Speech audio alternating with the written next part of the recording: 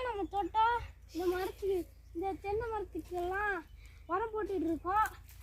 எப்படி போடுறாங்க உரம் போட்டுட்டு இருக்காங்க. வாங்க என்ன பண்றாங்கன்னு பார்க்கலாம்.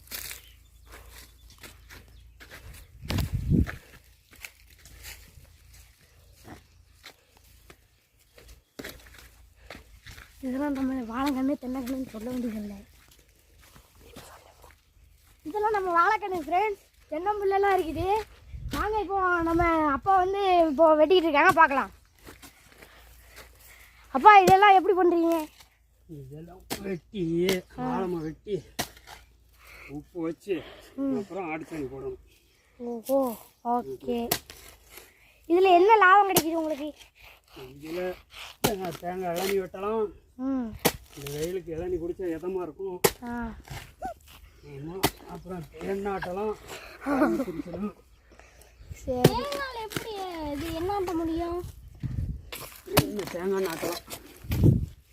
சரி வேறெல்லாம் வெட்டுறீங்க? திரும்ப புது வேறு வரும்ல. சரி அப்போ இன்னும் கொஞ்சம் நேரத்தில் அப்போ தக்க ரூட்டு அடிக்க வரப்போகுது. அது கம்பம்பில் விதைக்க. ஓ அது எப்படி ப்ராசஸ் பண்ணுவீங்க கொஞ்சம் சொல்லுங்க. கம்பம்பில் விதைச்சா நம்ம கஞ்சி கம்பங்கஞ்சி சாப்பிடலாம். அப்புறம் ஆடு மாட்டுக்கு இறையாவும் கொடுக்கலாம்.